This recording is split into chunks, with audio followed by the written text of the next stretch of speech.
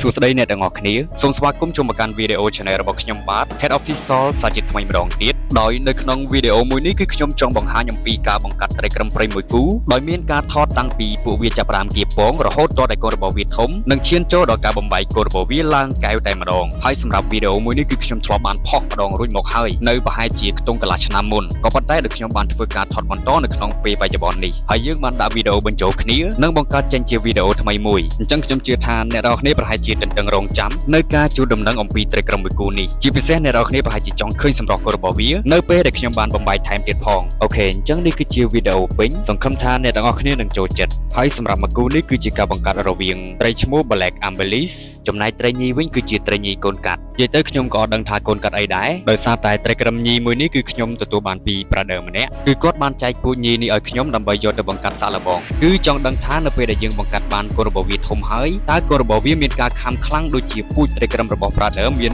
នឬមួយក៏អត់អញ្ចឹងតាមដែលគាត់បានសាកមកឲ្យមើលគឺត្រីក្រឹមរបស់គាត់មានការខាំខ្លាំងមែនទែនមិនថាការស៊ូនិងក្បាច់កិច្ចជាមួយនឹងក្បាច់កះគឺល្អដូច្នេះទើបគាត់បានឲ្យញីមួយនេះមកខ្ញុំព្រមទាំងមិនបានប្រាប់ថាញីមួយនេះគឺកាត់អីហើយបើសម្រាប់ខ្ញុំវិញក៏មិនបានស៊ូក៏ដូចគ្នាអញ្ចឹងបើសិនជាបងប្អូនបានទស្សនាហើយបងប្អូនអាចនឹងស្គាល់សូមបងប្អូនកុំភ្លេច comment ប្រាប់នៅខាងក្រោមវីដេអូមួយនេះឲ្យខ្ញុំបានដឹងផងដើម្បីចង់ដឹងថាតើត្រីក្រឹមញីមួយនេះគឺជាត្រីក្រឹមព្រៃកាត់អី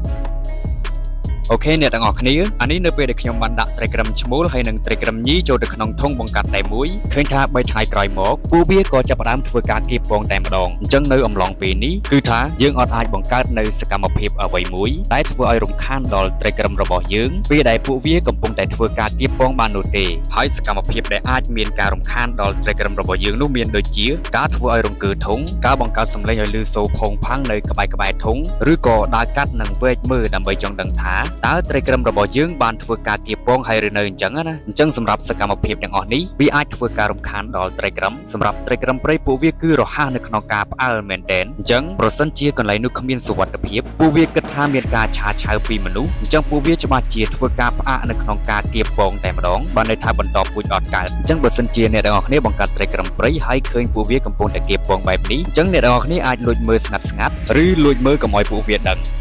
អូខេហើយនេះនៅពេលដែលពួកវាធ្វើការគៀបពងរួចរាល់ហើយប្រហែលជាមួយថ្ងៃកន្លះក្រោយមកខ្ញុំក៏បានមកធ្វើការថតសាច់ជាថ្មីអញ្ចឹងខ្ញុំក៏សង្កេតឃើញថាពងរបស់ពួកវាគឺបានញាស់ចេញជាកូនគឺចំណុចខ្មៅហ្នឹងហើយចំណុចសគឺជាពងរបស់ពួកវាដែលមិនទាន់ញាស់អញ្ចឹងខណៈនេះយើងមិនត្រូវលូកដៃប៉ះឬក៏ធ្វើសកម្មភាពឲ្យរង្គើទឹកនៅពេលដែលកូនត្រីកំពុងតែញាស់នោះទេបើសិនជាយើងធ្វើឲ្យរង្គើទឹកគឺវាអាចធ្វើឲ្យកូនត្រីលិចទៅខាងក្រោមអញ្ចឹងពេលនោះច្បាស់ជាកូនត្រីងាប់ទាំងអស់តែម្ដងទាំងដែលពួកវាគឺអត់ទាន់ចេះហែលទឹកអញ្ចឹងបើសិនជាកូនត្រីកំពុងតែប្រើពេលវេលានៅក្នុងការញាស់យើងគួរតែកុំទៅលេងវាគឺចាំដល់នៅពេលដែលពួកវាញាស់និងចេះហែលទឹកហើយចាំយើងធ្វើការដាក់ចំណីឲ្យពួកវាស៊ីតែម្ដងហើយនៅក្នុងការដាក់ចំណីឲ្យកូនត្រីក្រឹមស៊ីយើងគួរតែប្រើចំណីធម្មជាតិគឺដូចជាប៉ារ៉ាមេសៀមចាយទឹកនិងកូនសត្វល្អិតផ្សេងទៀតអញ្ចឹងចំណីដែលខ្ញុំតែងតែដាក់ឲ្យកូនត្រីក្រឹមទើបតែញាស់ស៊ីរាល់ដងវាគឺជាចាយទឹកនៅពេលដែលយើងដាក់ទៅគឺចាយទឹកនឹងកើតកូនម្តងទៀតអញ្ចឹងកូនត្រីក្រឹមរបស់យើងទើបតែញាស់មកនេះពួកវាស៊ីនៅកូនចាយទឹកនោះឯងអញ្ចឹងឃើញថាមានបងប្អូនមួយចំនួននៅពេលដែលកូនត្រីរបស់គាត់ទើបតែញាស់គឺគាត់បានទៅទិញចាយទឹកដែលមានសភាពកកអញ្ចឹងនៅពេលដែលគាត់ដាក់ឲ្យកូនត្រីរបស់គាត់ស៊ី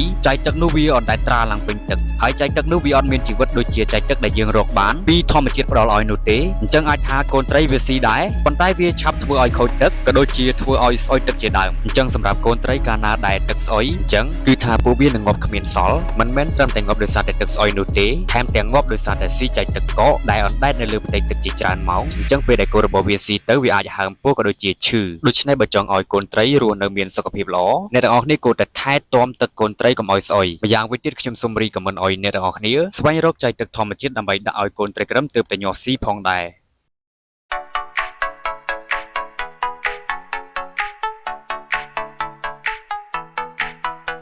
អូខេអ្នកទាំងអស់គ្នាអានេះនៅប្រហែលជាកន្លះឆ្នាំជាងក្រោយមកទៀតខ្ញុំទើបតែបានថតបន្តសារជាថ្មីគឺនៅពេលដែលខ្ញុំបានធ្វើការផ្លាស់ប្ដូរទឹកកូនត្រីរួចហើយនឹងបានដាក់ចំណីឲ្យពួកវាស៊ីផងដែរអញ្ចឹងនេះគឺជាចំណីគ្រាប់សម្រាប់កូនត្រីដែលមានអាយុល្បាក់2ខែទៅ3ខែឡើងទៅគឺពួកវាអាចស៊ីនៅចំណីគ្រាប់បានហើយក៏ប៉ុន្តែទោះបីជាយ៉ាងណាអ្នកទាំងអស់គ្នាគួរតែឧស្សាហ៍នៅក្នុងការផ្លាស់ប្ដូរទឹកបន្តិចដោយសារតែចំណីគ្រាប់វាធ្វើឲ្យឆាប់ស្អុយទឹកតែបើសិនជាអ្នកទាំងអស់គ្នាអាចរកចាយទឹកដង្កូវទឹកប៉ារ៉ាមេសៀមក៏ដូចជាកូនសត្វល្អិតផ្សេងទៀតបានដើម្បីដាក់ឲ្យពួកវាស៊ីគឺពិតជាពិសេសមែន นเต้นโอเคឥឡូវនេះយើងបំមើលការបំបែកកូនត្រីក្រឹមនៅសម្បុកនេះទាំងអស់គ្នាដោយខ្ញុំបានធ្វើការពិនិត្យមើលបើសិនជាឃើញកូនត្រីក្រឹមណារាងធំគឺខ្ញុំនឹងធ្វើការបំបែកវាឡើងកែវតែម្ដងអញ្ចឹងមួយក្បាលដំបូងគេនេះវាគឺជាកូនត្រីឈ្មោះប៉ុន្តែយើងអត់ទាន់ដឹងថានៅពេលដែលវាអួតទៅគឺវាមានពណ៌អីនៅឡើយទេហើយសម្រាប់មួយក្បាលនេះទៀតគឺជាកូនត្រីញីឃើញថាកូនត្រីញីនេះវារាងមានពងបានន័យថាវារាងផើមអញ្ចឹងខ្ញុំក៏ធ្វើការបំបែកដូចគ្នាដើម្បីយកទៅបំពន់និងធ្វើការដាក់ចំណីបន្ថែមទៀតក្រែងលើថ្ងៃមុខទៅយើងចង់បង្កាត់ពូជនេះទៀតអញ្ចឹងយើងត្រូវយកវាទៅបំពន់ដើម្បីឲ្យវារាងធំជាងនេះ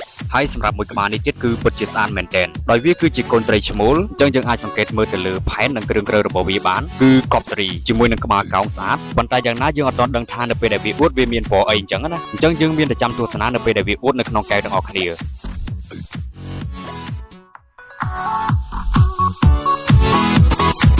អូខេអ្នកទាំងអស់គ្នាអានេះនៅប្រហែលជា3ថ្ងៃក្រោយមកបន្ទាប់ពីធ្វើការបំបែកឡើងកែវឃើញថាកូនត្រីក្រឹមឈ្មោះមួយក្បាលនេះវាទើបតែហ៊ានអួតបង្ហាញសម្រស់នៅក្នុងកែវគឺមិនសូវផ្អើលដូចជាយើងបានបំបែកមកដំបូងនោះទេអញ្ចឹងឃើញថាសម្រាប់ style អួតនេះគឺវាកាត់ទៅតាមប៉ារបស់វាគឺដោយបង្ហាញនៅភាពស្លេស្លាសម្រាប់ដងខ្លួនរបស់វាគឺមានសម្បុរពណ៌ខ្មៅនិងលាយក្រហមនៅជើងធូបរៃខាងក្រោមនិងកន្ទុយហើយក៏ឃើញថាមានពណ៌បៃតងនៅជាប់ទង់ជ័យខាងលើរបស់វាហើយបាញ់រះមកដល់រៃក្រោមនិងកន្ទុយរបស់វាផងដែរអូខេហើយនេះគឺជាកូនត្រីក្រឹមឈ្មោលមួយក្បាលទៀតបន្ទាប់ពីយើងបានធ្វើការបំបែកវាបានប្រហែលជា5ថ្ងៃទើបវាហ៊ានអួតអញ្ចឹងណាអញ្ចឹងវាចំណាយពេលរៀងយូរជាងមួយក្បាលដំបូងនៅក្នុងការអួតហើយសម្រាប់ទំហំរបស់វាក៏រៀងតូចជាងមួយក្បាលដំបូងដែរប៉ុន្តែសម្រាប់ការអួតរបស់វាវិញគឺកាចខ្លាំងមែនទែនដោយមើលទៅយើងអាចដឹងថាវាមានភាពរហ័សរហួនអូខេហើយសម្រាប់ពណ៌សម្បុររបស់វាវិញគឺដូចទៅនឹងមួយក្បាលដំបូងដែរទេគឺថាគ្រាន់តែខុសគ្នានៅត្រង់ style អួតនិងរៃក្រោមរបស់វាដោយយើងមើលយូរទៅទើបដឹងថាវាមានលាយពណ៌រាងទឹកបិចតិចៗផងដែរអញ្ចឹងផងដែរឃើញថាវារាងស្អាតប្លែកគួរសមដែលយើងអាចទទួលយកបាន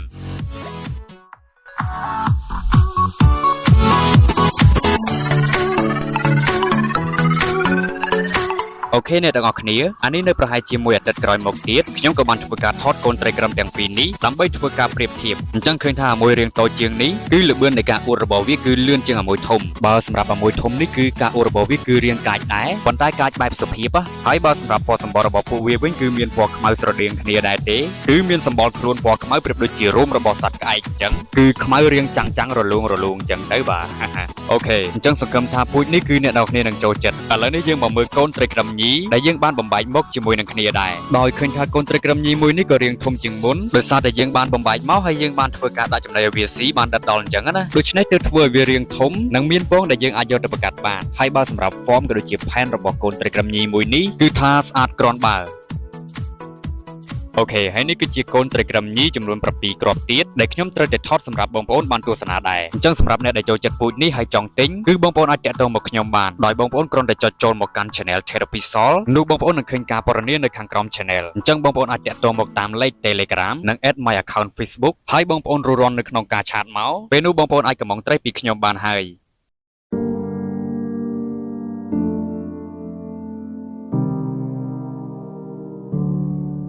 អូខេអញ្ចឹងវីដេអូរបស់យើងគឺបានឈានមកដល់ទីបញ្ចប់ហើយអញ្ចឹងជាចុងក្រោយនៃវីដេអូជូនពរឲ្យអ្នកទាំងអស់គ្នារកស៊ីទទួលទានមានកម្លាំងរុញច្រានទុកឲ្យខ្លាចទៅជាការសប្បាយទោះបីជាយ៉ាងណាត្រូវតែឃ្លាតឆ្ងាយពីបារីក្រញៀនអភិនកច្ឆាលបែងស្រីស្រាបរោសង្ហាដែលមានចិត្តសាវ៉ាហឹងសាយ៉ាម៉ាហេរ៉ូអ៊ីនជាមួយនឹងគ្រាប់មីនមិនទាន់ផ្ទុះផងដែរជួបគ្នានៅវីដេអូក្រោយជាមួយនឹងខ្ញុំបាទ Therapy Sol បាយបាយ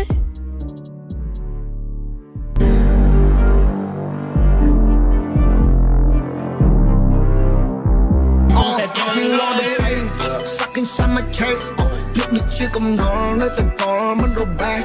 I feel all alone, but I try my best. Chơi for we bạn mình vẫn mang yên chơi từ tam trong. Chỉ mà trong một song lòng tay khoa chất, cái cam my back like cái cam mất nên rơi tràn tiết trong chỗ một chất.